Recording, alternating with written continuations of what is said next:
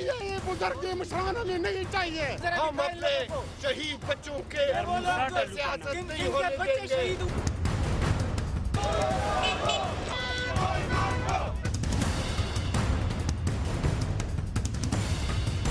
आज जब वो आर्मी पब्लिक स्कूल गए तो वहां उन्हें गो इमरान गो के नारे सुनने पड़े।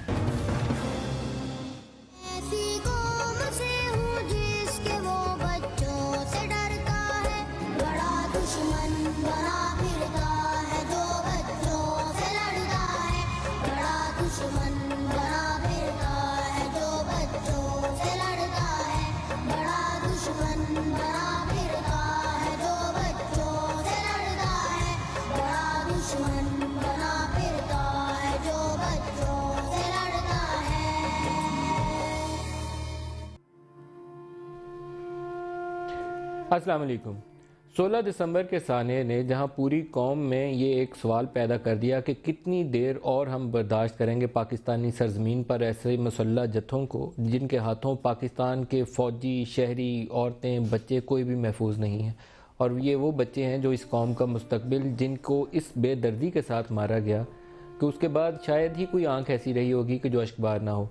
लेकिन उसके बाद हमारे जो पॉलिटिकल लीडर्स हैं उनके हवाले से, उनकी कैपेसिटी के हवाले से, और वो कहते हैं ना कि लीडिंग फ्रॉम दी फ्रंट के सामने आके आप पूरी कौम की रहनुमाई करें, फ्रंट लाइन में आप खड़े हों, सबसे पहले आप ढाल बने, कौम को राह दिखाएं, उनकी कैपेसिटी के हवाले से भी सवालात उठने शुरू हो गए।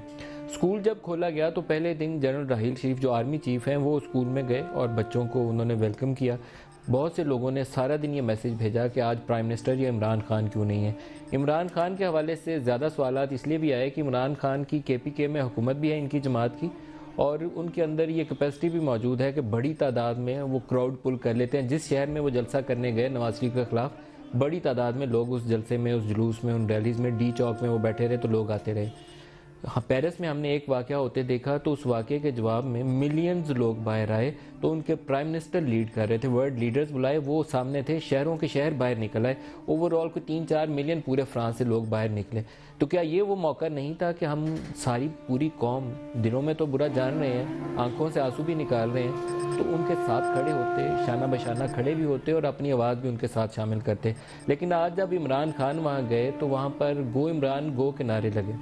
गो नवाज गो का नारा पाकिस्तान तहरीक इंसाफ ने नवाज शरीफ साहब के खिलाफ पिछले कई महीनों से लगाया हुआ है और वो काफ़ी पॉपुलर नारा पूरे पाकिस्तान में चलता रहा। लेकिन शायद इमरान ने ये सोचा नहीं होगा कि नारा उनको KPK में, पेशावर में जहाँ उनकी हुकूमत है वहीं सुनने को मिलेगा। और उन वालदैन के लिए उन्हीं के वज़ीर ने कहा कि ये अपोजिशन जमातों के लोग हैं।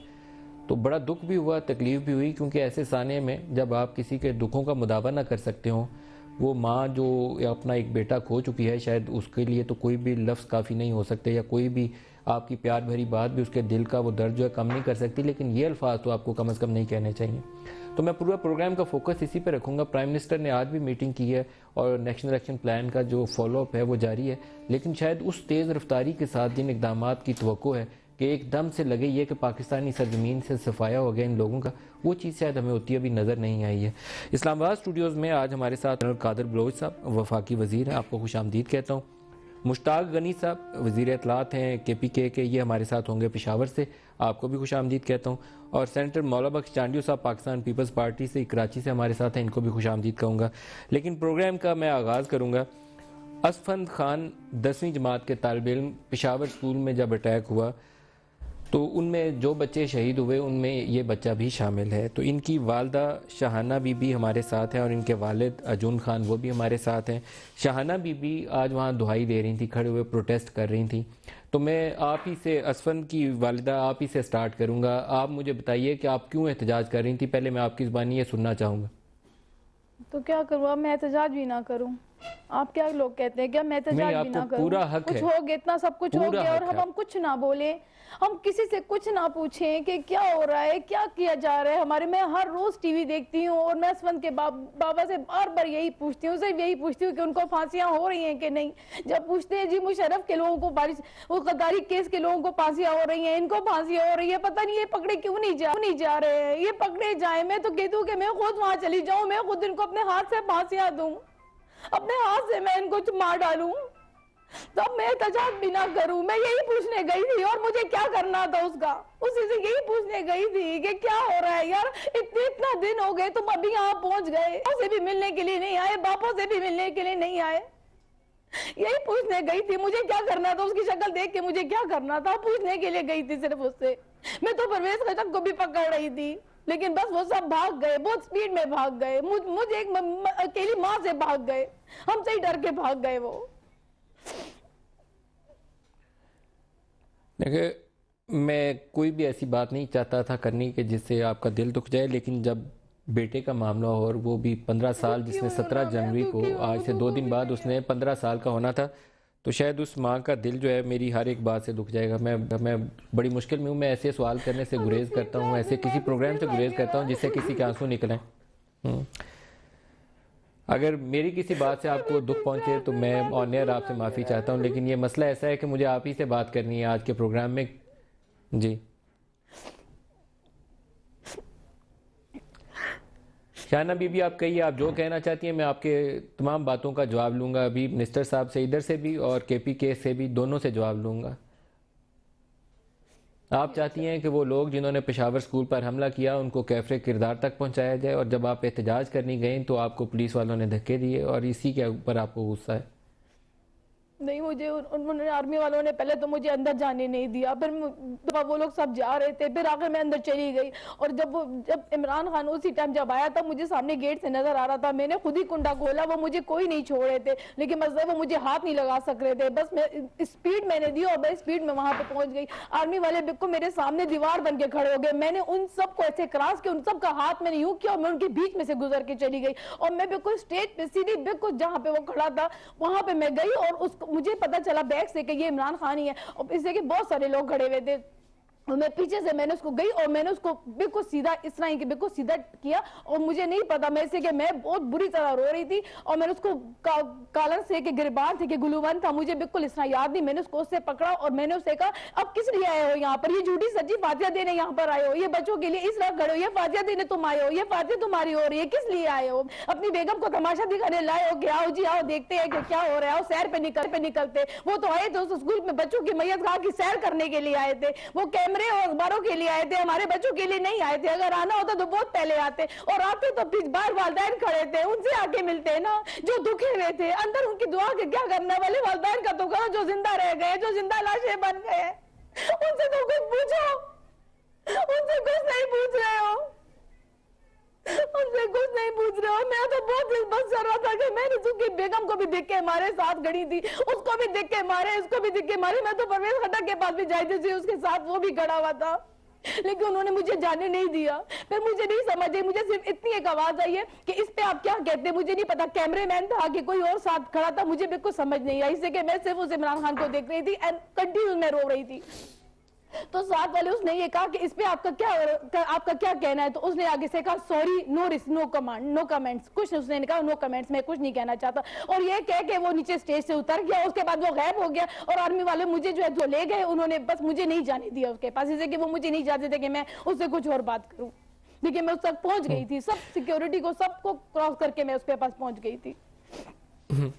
तो एक तो मैं ऑन एयर, अगर इमरान खान ये प्रोग्राम देख रहे हूँ तो मैं उनसे ऑन एयर दरख्वास्त ही कर सकता हूँ, क्योंकि मैं जर्नलिस्ट हूँ, मेरा उनके ऊपर जोर तो नहीं है, लेकिन मैं चाहूँगा कि वो इस माँ के पास जरूर जाएं और हाथ जोड़ के माफ़ी मांगें, क्योंकि किसी का दिल दुखाना और वो भी एक ऐसे मौके के ऊपर जायज़ नहीं है। मुझसे हाथ कुछ भी करे, बस मेरे बच्चे के दुश्मन सारे पैदा करके दे, मुझे मेरे बच्चे के दुश्मन पैदा करके दे, उन्हें मैं अपने हाथों से फांसी दूं, उन्हें मैं अपने हाथों से फांसी दूंगी, नहीं छोड़ूंगी मैं। शायद ये पूरी उस कौम के लिए जो अभी भी जो लोग जस्टिफिकेशन दे रहे हैं ना कि कौन से वो अपने हैं और कौन से सिंपथाइजर हैं और कौन सा सही है और कौन सा गुड तालिब है और कौन सा बैड वाला है, शायद उनको ये माँ का दुख और ये देख लेना चाहिए। ऑन एयर ये आंसू है, मुझे बहुत तकलीफ है, मैं नहीं दिखाना चाहता, लेकिन शायद उन लोगों को दिखाने के लिए ज़रूरी है जो दो रुखे हैं, जो अंदर बैठ के मीटिंग में कुछ बातें करते हैं, बाद में आके कौम को गुमराह करते हैं। ये उन लोगों को इस माँ के आंसू जरूर दिखाने चाहिए। अखबारों के लिए और मीडिया के मैं दोबारा आपकी तरफ आऊंगा शाहना बीबी, लेकिन मैं मुश्ताक गनी साहब, आप मेरे साथ मेरी आवाज़ सुन सकते हैं? जी मुश्ताक साहब, आपको मेरी आवाज़ आ रही है? जी आ रही है। मुश्ताक साहब, आपसे तो मैं ये कह सकता हूँ ऑनियर कि आप इस माँ से कम माफ़ी मांग लीजिए, क्योंकि ये इसको पॉलिटिकल वर्कर करार देना, अपोजिशन ये हुकूमत नून लीग और ANP का एक सियासी हथकंडा करार देना बहुत बड़ी ज्यादती थी। बहुत दुख हुआ मुझे आपकी मुश्ताक साहब बात सुन के। आप इनसे ऑनियर माफ़ी मांग दीजिए तो मेरे ख्याल में वो आपके शायद गुनाहों की तलाफी हो जाए। अल्लाह को भी शक्ल दिखानी है हमने जाके सारा। इन्होंने नहीं दिखानी शक्ल, इन्होंने सारी उम्र दुनिया में रहना है, मजे करना है, इन्हीं कुर्सियों को पकड़ के बैठना है, इन्होंने कहीं नहीं जाना, इन्होंने नहीं मरना। मरने देंगे तो जहन्नम के पता नहीं किस दर्जे में जाके गिरेंगे ये लोग। नहीं मरेंगे, ये कुर्सियां लेके बैठे रहेंगे, तभी मरेंगे जब इनसे ये कुर्सियां छूटेंगी, तभी ये मर जाएंगे, वैसे नहीं मरेंगे ये लोग। देखें, इस वक्त पूरी कौम का इनके साथ खड़ी है, इनके जज्बात।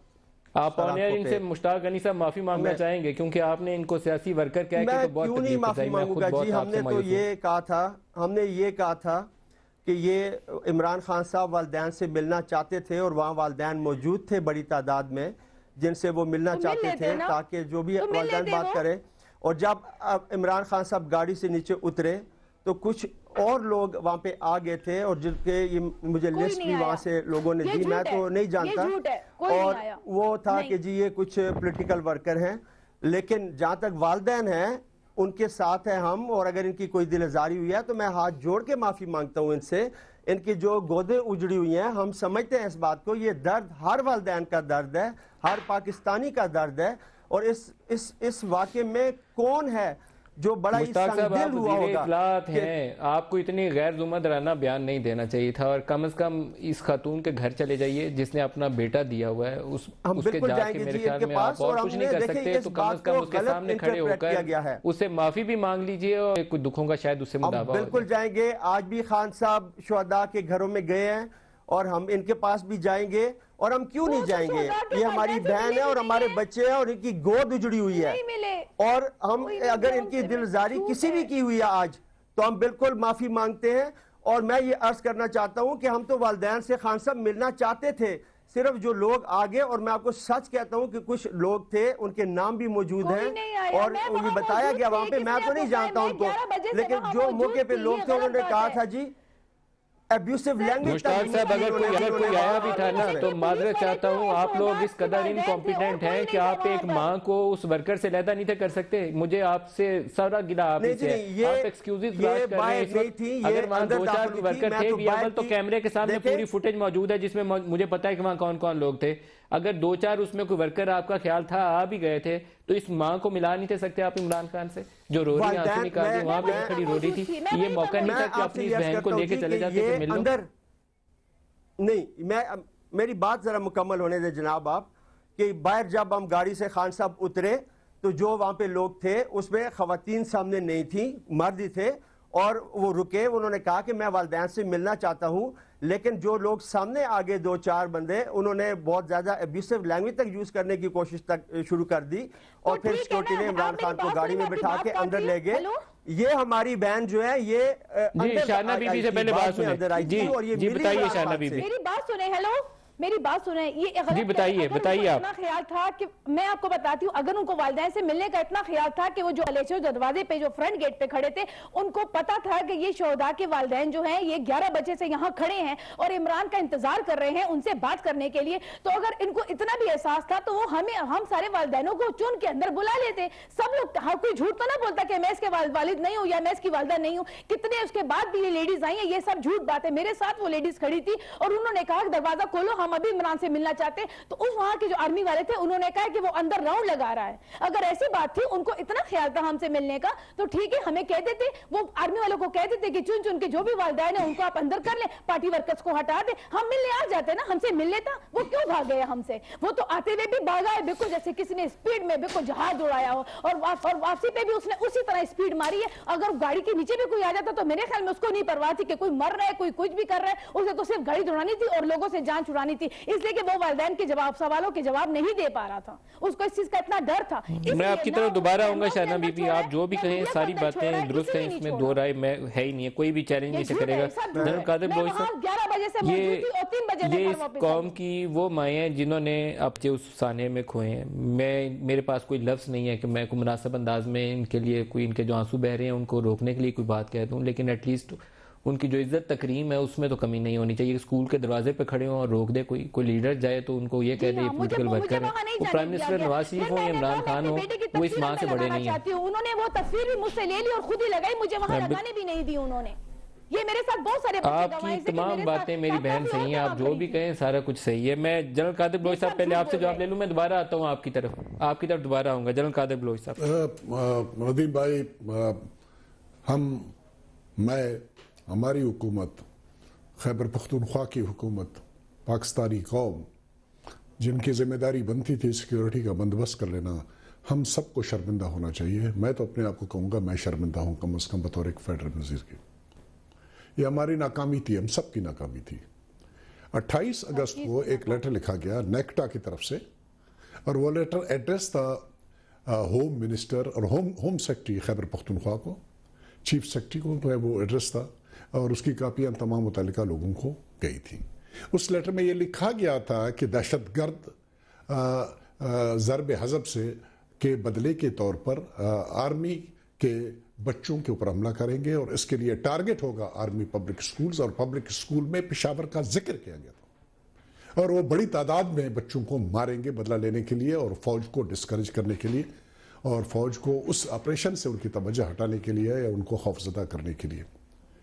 मैं तो जब आज मैंने सुना कि वहाँ पर एहतजाज हुआ है, पहले मैंने देखा नहीं था टीवी प्रोग्राम, तो मैं सोच रहा था कि शायद इस लेटर से मुताल्लिक एहतजाज हो कि जब सूबाई हुकूमत को कहा गया था कि सानिया होना है और सिक्योरिटी के बंदोबस्त करना सूबाई हुकूमत की बुनियादी तौर पर जिम्मेदारी बनती है, और ये आर्मी पब्लिक स्कूल था तो आर्मी की भी इक्वली रिस्पॉन्सिबिलिटी बनती है, उसमें नाकामी थी, ये नाकामी थी। अलावा इसके जहाँ तक का ये बात कह देना कि किसी और लोग थे, और साथ ही मिनिस्टर साहब ये उन्होंने लफ्ज़ इस्तेमाल किया भी आपके प्रोग्राम के, 2-4 बंदे थे। सिक्योरिटी की रिस्पॉन्सिबिलिटी खान साहब की वहाँ पर सूबाई हुकूमत की जिम्मेदारी थी। क्या ये 2-4 बंदों को सिक्योरिटी के लोग हटा नहीं सकते थे इस बात को मुमकिन बनाने के लिए कि बच्चों के वालिदैन से ये मिले? बिल्कुल, यही और तो उनके सामने मिले। ये क्या इतना मुश्किल बात था? ये बात हमारे भाई से पूछना चाहिए आपको, मुश्ताक साहब से। और ऐसे मौके के ऊपर देखें, मैं और बात भी करूंगा कि ये एक सानिया इस किस्म का था। इमरान खान से ख़ास किस्म की शिकायत है खैबर पख्तूनख्वा के लोगों को, और वहाँ के ये बच्चे सब के सब फौजियों के बच्चे नहीं थे। आर्मी पब्लिक स्कूल में 50% से ज़्यादा सिविलियन के बच्चे होते हैं, कुछ आर्मी के बच्चे स्प्रिंकल होती है आर्मी के बच्चों की। और ये जो थे फिर उन्होंने खैबर पख्तूनख्वा ने इनको हुकूमत दी, उनके पार्टी को वोट दिया, उनसे स्पेशल किस्म के एक्सपेक्टेशंस थे उनके। बिल्कुल, और वो एक्सपेक्टेशन की बुनियाद के ऊपर अगर वो एहतजाज किया, उन्होंने इमरान गो का नारा उन्होंने लगाया, तो ये कोई ऐसी बात नहीं थी जिस तरीके से हमारी खुद इमरान खान कहते थे कि गो नवाज गो का नारा लगाना एक सियासी हक है। स्पीड मारी और वहां से निकल गया। अच्छा, मैं ब्रेक से पहले चांडियो साहब से भी एक कमेंट ले लूं, फिर दोबारा ब्रेक लेनी है। चांडियो साहब, आपसे भी चाहूंगा कि आज वाले वाकई के ऊपर, और एक बात मैं कहना चाहूंगा नदीम भाई, जितने भी गो नवाज गो के नारे लगे, हमने कभी इल्जाम किसी के ऊपर नहीं लगाया कि किसी पार्टी के चुने हुए लोग थे जो वहां पर गए थे, तो हम सबको जिम्मेदार हैं। जनरल साहब बात कर रहे हैं, मुनासिब नहीं है। मैं ईमानदारी की बात बताता हूँ कि ईमानदारी की बात, एक माँ की गुफ्तगू सुनकर अपने आप को रोक के बैठा हूँ। कौन सी ऐसी खुदा की से प्यार करने वाली, खुदा का एहतराम करने वाली, इंसान ज़ात से प्यार करने वाली ऐसी कौन सी दिल है जो इस माँ की गुफ्तगू सुनकर इस वक्त रोती नहीं होगी? मुझे नहीं समझ में आता। जो सियासतदान अपने दिल पत्थर के बना के बैठ जाते हैं, उनकी वजह से सारे मुल्क के सियासतदान ख़राब होकर जाते हैं। अब मैं ज़्यादा नहीं बात करता इस वाक़े पर, अभी मैं सियासत की बात नहीं है। आज सुबह को मैंने ये वाक़या देखा है, और जिस अंदाज से वो जा रहे थे अपने VIP कल्चर के ख़त्म करने की दावाओं की धज्जियाँ उड़ाते हुए खान साहब गए हैं उस स्कूल में। आप वो फिल्म तो चला के देखें, किस लाओ लश्कर के साथ जा रहे हैं स्कूल में। दावा है VIP कल्चर के ख़त्म करने का। क्या मुझे समझाएं ना आप, उस लांग मार्च से लेकर आज तक कौन सी आपकी दावा दुरुस्त हुई है? कभी टैक्स ना देने की दावा आपने खुद बिल जमा करा दिए। लोगों से पैसे मंगवाने, कानूनी तौर पे पैसे न मंगवाने की अपील करना, लोगों से बाइकआउट करवाने की, सिविल नाफरमानी की दावा, कोई भी तो दावा आपकी खड़ी नहीं होती। ये तो इंसानियत की दावा थी, ये तो इंसानियत का विरसा है। मैं नहीं कहता ये पख्तूनख्वा की माँ है, मैं कहता हूँ ये सिंध की भी माँ है, बलूचिस्तान की भी माँ है। माँ तो माँ होती है, माँ को आप कौमियतों में कैसे तकसीम करोगे? ये तो इंसानियत का जज्बा है। आपको आना था, पहले आते, इस लाओ लश्कर के साथ आए। और ये खातून मेरी बहन बिल्कुल ठीक कह रही है, आप कह देते बाबा जो वालदैन है वो इस तरफ आ जाए, हम उनसे मुलाकातें करें। अमन अमान का मसला सूबाई मामला है, अगर जनरल साहब बता रहे कि पहले इतला थी तो उनको नोटिस लेना चाहिए था। लेकिन मैं नाराज ना हो खटक साहब, आप उन दिनों में यहाँ कार्रवाइयाँ हो रही थी, आप वहाँ मौसीकी के प्रोग्राम में शरीक थे। आपकी खुदाई जिम्मेदारी पख्तूनख्वा की अमन अमान की है, पख्तूनख्वा के लोगों की संभालने की है, या वहां खड़े होकर डी चौक में म्यूजिक में प्रोग्राम में शरीक हो? ठीक है, एहतजाज होना चाहिए, जरूर करें, आपको शिकायत है। लेकिन ये जो अवलीन फर्ज है आपका, जो खुदा के मखलूक ने आपके कांधों पर आयद किया है, उससे कैसे भागेंगे? देखिए तो सही हालत क्या है लोगों की। एक ब्रेक ले लें, और मैं इस हुकूमत को भी कह रहा हूँ, नदीर साहब एक सेकंड, इस हुकूमत की भी बात ना करें। इस हुकूमत को भी लोग क्रेडिट नहीं दे रहे हैं, लोग क्रेडिट दे रहे हैं मैं पसंद करूं या ना करूं। लोग जनरल राहिल शरीफ को क्रेडिट दे रहे हैं जो उन्होंने फौरन रिएक्शन दिखाया है। और इनके खुद जो उलमा हमारे गए, आपने बड़ी अच्छी बात की है कि जो अंदर बैठकर बाहर दूसरी बातें करते वो देखें, उनके खुद बयान आया कि वो जनरल साहब मुझे ब्रेक ले लेंगे, ब्रेक से वापसी पे और ब्रेक का टाइम निकल जाएगा। ब्रेक ले लेंगे, एक वापस हाजिर होते हैं।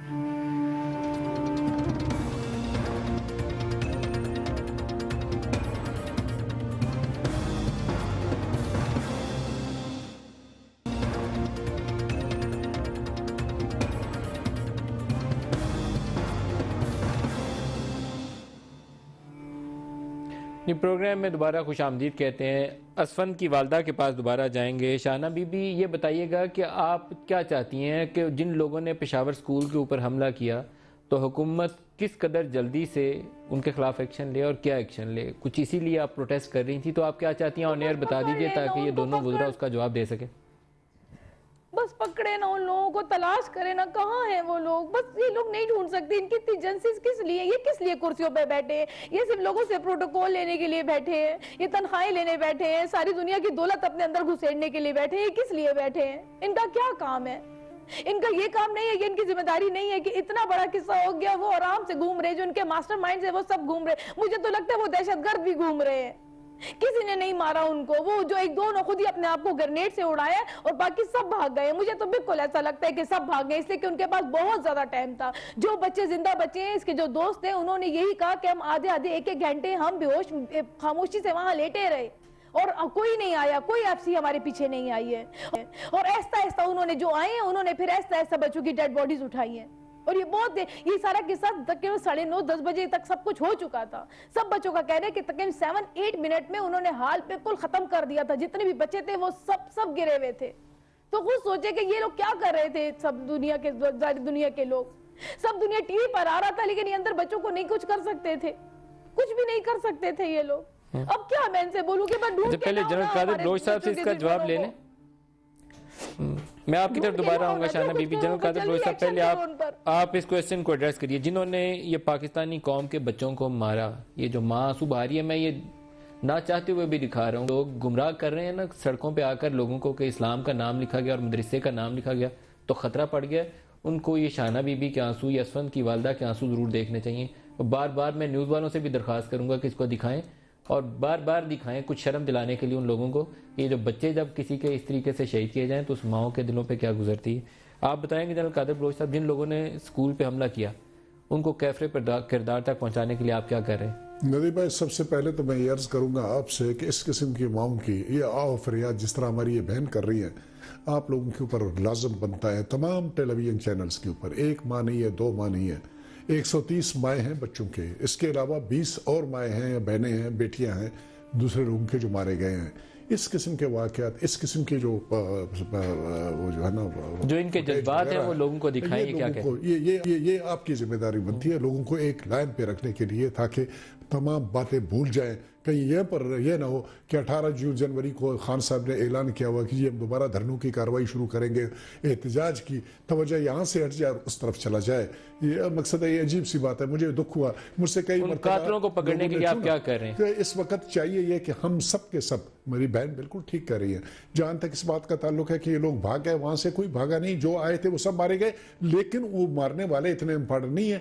मारने के लिए जो जिन लोगों ने उनको भेजा था, जिन्होंने हथियार दिया था, जिन्होंने इनको पागल बनाया था, जिन्होंने इनको जो वाशी बनाया था, उन तक हाथ पहुंचने की जरूरत है, उनको पकड़ने की जरूरत है, उनको कैफरे किरदार तक पहुंचाने की जरूरत है। वफाकी वज़ीर कैसे से यहाँ वादा करिए कि उनको कैफरे किरदार तक पहुंचाया जाएगा, एक भी नहीं बचेगा। मैं अर्ज ये कर रहा हूं कि मैं बड़ी बात नहीं कहता हूं और न किसी किस्म की ऐसी मैं बात करना चाहता हूं कि अपनी हुकूमत की जस्टिफिकेशन कर लूं। लेकिन जिस दिन से वाक़या हुआ है उस दिन के बाद नवाज शरीफ एक दिन भी आराम से बैठे नहीं है, कोई और काम नहीं किया आज तक। सुबह शाम यही मीटिंगें हैं, यही कार्रवाई है कि किस तरीके से इन लोगों का हाथ पहुंचाए, हमारे हाथ उनके गिरेबान तक पहुंचाए, इन माओं के कुछ न कुछ आंसुओं के पूछने के बंदोबस्त की जाए। फौज मुकम्मल तौर पर लगी हुई है, आर्मी चीफ जो है ना किसी सूरत में रिलैक्स नहीं कर रहे हैं, कोर हेडक्वार्टर्स में जगह जगह खुद जा रहे हैं, हर जगह अलर्ट उन्होंने काज किए हुए। और इंशाअल्लाह इंशाअल्लाह इंशाअल्लाह ये बच्चे हम वापस नहीं दिला सकेंगे। ये बच्चे, इनकी माएँ, ये हमारे अजीम अजीम हीरोज़ हैं, हीरोइंस हैं, और इनकी जो कंट्रीब्यूशन कभी भूली नहीं जा सकती है। लेकिन इनके कुर्बानियों के सदके ये मुल्क भी दहशतगर्दी से इंशाल्लाह निजात पाएगा और ये बच नहीं सकेंगे, ये जानवर, ये वहशी, ये और एक किरदार तक पहुंचाएंगे। मुश्ताक गनी साहब, सूबाई हुकूमत लॉ एंड ऑर्डर को बेहतर करने के लिए क्या कर रही है? ये माएँ, सिर्फ एक माँ है शाहना जो इस वक्त हमारे साथ है, इस तरह की बहुत सी और माएँ हैं और बहुत से और स्कूल हैं पूरे KPK के अंदर, आप क्या कर रहे हैं? हमने जहाँ तक स्कूलों का ताल्लुक है, आपको पता है कि हमारे सूबे में जितने स्कूल हैं आलमोस्ट इतनी हमारी पुलिस है। और ये बड़ा नामुमकिन सी बात है कि सारी पुलिस स्कूलों में एक एक भी दे तो पूरे नहीं हो सकते। हमने कम्युनिटी पुलिसिंग को इंट्रोड्यूस किया है। एक तो हमने हर स्कूल में, अपने जो सरकारी स्कूल है, कोई 28,000 है हमारे, तो एक एक वेपन हमने दिया है उनको। और दूसरा, उन्हें यह कह दिया गया कि अपनी लोकल कम्युनिटी से आप ट्रेन लोग हायर कर लें, उनकी सर्विसेज, उनका असला भी जिनके पास हो, और उनको हम ऑनरेडियम देंगे ताकि, और उनके बच्चे भी उसी स्कूल में पढ़ने चाहिए कि जो उसमें। इसके अलावा हम जितने शहरों में बड़े स्कूल हैं उनकी भी सिक्योरिटी को इंश्योर करने के लिए दीवारें बना रहे हैं, उनके ऊपर तारें लग रही हैं, गार्ड्स। कल मैंने एक स्कूल का दौरा किया, बहुत बड़ा नामी ग्रामी स्कूल है, कॉलेज है, और उसको मुझे 2 हफ्ते के लिए बंद करना पड़ा कि उनकी सिक्योरिटी से हम मुतमईन नहीं थे। हम नहीं चाहते कि खुदा न खास्ता इस किस्म का वाक़या फिर सूबे में किसी जगह पे हो जाए। इसीलिए हमने फिर एक और एंड्रॉयड बेस एक सिस्टम शुरू किया है सूबे में तमाम स्कूलों के अंदर, कि उनके पास एक हमने 1 क्लिक टच सिस्टम दे दिया है कि अपने खुदा न खास्ता कहीं कोई ऐसी सूरत हाल पैदा हो जाए तो एक बटन दबाएं और हमारे 10 इदारों को वो मैसेज फ़ौरन चला जाएगा ताकि वो इमीडिएटली वहाँ पे पहुँच जाए। तो अपना जो भी है, और थोड़ी देर जो 10 मिनट पहले ही बड़े इंपॉर्टेंट होते हैं। रिटायर्ड फौज के लोग जो हैं और SSG के, वो काफ़ी तादाद में लोग मौजूद हैं। तो जो प्राइवेट स्कूल्स हैं वो तो कम से कम खुद से उन्हें सिक्योरिटी ड्यूटीज़ के लिए एज गार्ड इंगेज कर सकते हैं या एज वॉलंटियर उनको इंगेज कर सकते हैं, या आपको मैंडेटरी बनाना पड़ेगा कि वो 3-4 ऐसे ट्रेंड लोग ज़रूर मौजूद हों, बजाय आप फिर से रिस्क लें, उनको फौरी तौर पर कोऑर्डिनेट करना पड़ेगा आपको। ये काम हुकूमत कर सकती है, इंडिविजुअली नहीं हो सकेगा। बिल्कुल, हमारे तकरीबन तमाम स्कूलों में इस चीज़ पे अमल हो गया है और हमारी पूरी कोशिश है, और हम उसको डेली बेसिस पे चेक करते हैं। CM साहब ने तमाम MPAs और मिनिस्टर्स को हिदायत कर दी है कि पूरे सूबे में स्कूलों को चेक करें, और डेली बेसिस पे हम स्कूलों में जा रहे हैं। डेटाबेस बनाई है कि कितने स्कूल हैं जिन्होंने ऐसे लोगों को, ट्रेंड लोगों को इंगेज किया है? क्योंकि 4-6 ट्रेंड लोग आपके इंगेज होने चाहिए हर स्कूल में। डेटाबेस है कोई ऐसी आपके पास? देखिए, जो हमारे गवर्नमेंट स्कूल्स हैं, गवर्नमेंट इतने तो लोग भी हमारे पास अवेलेबल नहीं है, लेकिन जो हमारे गवर्नमेंट स्कूल हैं उनको हमने एक एक वेपन दे दिया, और साथ उन्हें यही कहा गया कि आर्मी के ट्रेन लोग अपने लोकल कम्युनिटी से हायर करें, और वो उन्होंने हायर कर लिए हैं। हर स्कूल में इस वक्त मौजूद है हमारे सूबे के अंदर, अल्लाह के फजल से। और जो प्राइवेट तालीमी इदारे हैं, जो वल्नरेबल हैं, डेटाबेस एक जरूर बनाइए ताकि नेक्स्ट टाइम आपसे सवाल पूछा जाए तो आप बता सकें कि इतने हजार स्कूलों ने इतने बंदे इंगेज किए और इतने रह गए। अभी नेक्स्ट टाइम मैं आपसे ये भी सवाल पूछूंगा, लेकिन मैं दोबारा चलूंगा चांडियो साहब के पास। चांडियो साहब, ये जंग जो है इसमें लीडरान का रोल कलीदी रहना चाहिए। सफ़े अव्वल में मुझे चांडियो साहब, जरदारी साहब, नवाज शरीफ साहब और इमरान खान नजर आने चाहिए। पेरिस में मार्च होते हुए आपने यही एक मैसेज दिया, पेरिस के अपने अवाम को उन्होंने, लीडरान ने ये मैसेज दिया। हमारे लीडरान ने अभी तक वो मैसेज नहीं दिया। एक सॉलिडारिटी रैली जाके आप पेशावर में करिए, एक इस्लामाबाद में करिए, एक इन बच्चों के साथ, इनके वालिदैन के साथ फिरिए पूरे उस इलाके में। इतना खौफ नहीं होना चाहिए हमें कि कोई टेररिस्ट आ जाएगा तो क्या खा जाएगा हमें। मेरे जहन में जो बात चल रही थी, इत्तफाकन से आपने फिर उधर से ही आगाज़ कर दिया। मैं यही कहने लगा था कि सारे सवाल आपके अहम हैं, लेकिन थोड़ी देर पहले आपने पेरिस का एक हवाला दिया है जिसमें सारी मुल्क की और आलमी जो उनकी क़यादतें हैं, दूसरे मुल्कों को भी, वो सब जमा होकर दहशतगर्द के ख़िलाफ़ खड़े हो गए। मैं ये उस पर बात सोच रहा था, आपने फिर उधर से आगाज़ किया है। जब ये उनकी ज़िंदगी की, उनकी तरक्की की, उनके इत्तेहाद की ये वजह है कि जिस वाक़े को वो इंसानियत के ख़िलाफ़ समझें, जिस वाक़े को कौमी सानिया समझें, कहाँ इंसान ज़ात की ज़िंदगी को ख़तरा समझें, वहाँ अपनी पार्टियों से, अपने मुल्क के मफादात से ऊंचे होकर खड़े हो जाते हैं।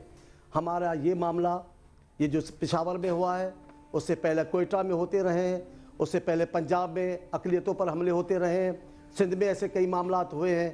मेरा ख्याल है सारी क़यादत को, और स्पेशली हुकूमत, क्योंकि हुकूमत क़यादत कर रही है, वज़ीर-ए-आज़म क़यादत कर रहे हैं, पार्टी मफादात से ऊपर होकर सोचना चाहिए। मैं मानता हूँ मॉडल टाउन में बहुत बड़ा जुल्म हुआ है, वहाँ भी इंसानों का कत्लेआम हुआ, वो एक्शन लेना चाहिए था हुकूमत को। बहरहाल वो बात आगे बढ़ी है। मैं मानता हूँ खान साहब को शिकायत है इंतखाबात से, इंतखाबात में धांधली हुई होगी, तहरीक इंसाफ को नुकसान हुआ होगा, लेकिन वो कौमी सानिया नहीं है। ये कौमी सानियात है, सारी कौम उन पर खड़ी हुई है। फिलहाल तो इनको देखे ना, पार्टी से ऊंचे हो जाए ना। दुरुस्त है। इस वक्त तो हम सारे इख्तिलाफात भुलाकर, वज़ीर-ए-आज़म को कहा असेंबली में, अलग भी कहा, जनाब हम आपके साथ हैं, आप शुरू करें, हम अफवाज पाकिस्तान के साथ हैं, जनाब आप हिम्मत कर रहे हैं, हमारी दुआएं आपके साथ हैं। जी एक ब्रेक ले लें जी, ब्रेक से वापस हाजिर होते हैं तो और बात होगी, हमारे साथ रहिएगा।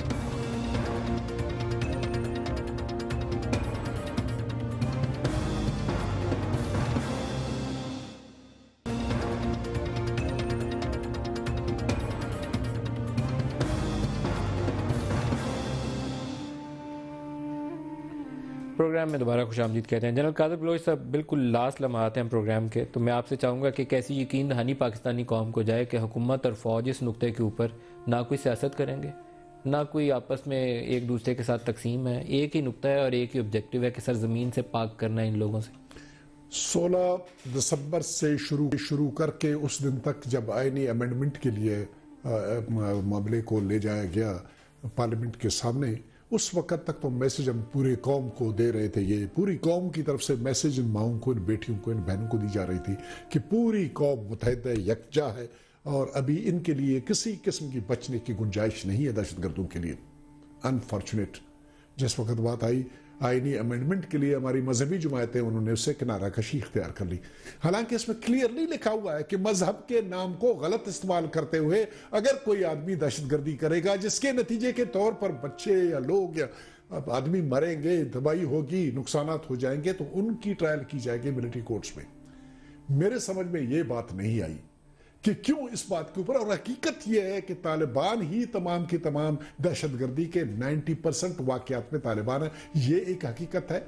इसके अलावा ये भी एक हकीकत है कि अब तक इनमें से बहुत कम का ताल्लुक मदरसों से साबित हुआ है।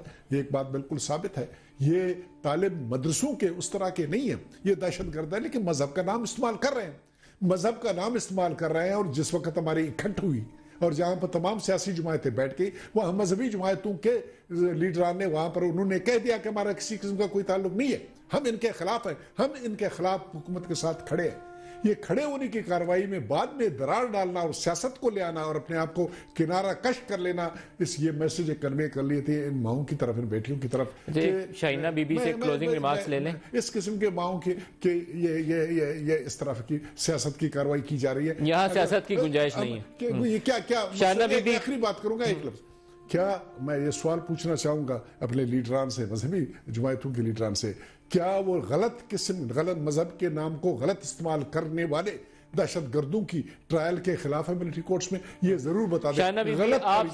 आपसे ले लूं एक क्लोजिंग रिमार्क ले लूं, आप पाकिस्तानी लीडर से जो भी कहना चाहें इन बच्चों को इंसाफ दिलाने के लिए, क्या चाहेंगे आप? बस मैं यही चाहता था, जैसे इनके जितने भी दहशतगर्द हैं, जितने भी सब इस काम में, अगर किसी ने इस चीज़ में उनकी मदद की है, किसी ने इशारा भी किया है, किसी ने किसी तरह की कोई मदद इन लोगों को प्रोवाइड की है, जो हमारे बच्चों के कातिल है, उनको नहीं छोड़ें, बस उनको नहीं छोड़ें। और प्लीज़ जो भी कुछ हो रहा है प्लीज़ बताएं, इन माओं को, इन बापों को खैर कॉन्फिडेंट करके बताएं, लेकिन प्लीज़ हमें बताएं ताकि हमारे दिल को थोड़ा सा तो सुकून मिले। प्लीज़ हमें बताएं कि ये कुछ हो रहा है, हमें प्लीज इस चीज की खबर होनी चाहिए कि हमारे क्या हो रहा है, सब किसी का क्या अंजाम बन रहा है। बस हमें इस चीज की बस जरूरत है कि बस इस चीज का पता चले, और कुछ भी नहीं चाहती, बस शाहना जून साहब, वालदा असफन खान, तरफ से सब कुछ हुआ, मौला बख्श चांजू साहब, मुश्ताक गनी साहब, जनरल कादिर बलोच साहब, आप सबका शुक्रिया। और इसी माँ के अल्फाज के साथ कि जिन्होंने मदद की, जिन्होंने इनको फैसिलिटेट किया, जिन्होंने इनको कैफरे किरदार तक पहुँचाया और इनको बताया जाए कि इनके साथ इंसाफ हुआ, उनको सज़ाएं हुई, और वो तमाम लोग, उनके मास्टरमाइंड, फैसिलिटेटर्स और करने वाले फुट सोल्जर्स जो भी थे, वो कौन थे, कहाँ से आए थे, उनके पीछे कौन था, सब लोगों को सज़ाएं हों और इन वालदैन को बताया जाए तो शायद इनके दिलों को कुछ तसल्ली हो जाए। बस आज के प्रोग्राम से इतना ही, इजाज़त दीजिए, खुदा हाफिज़।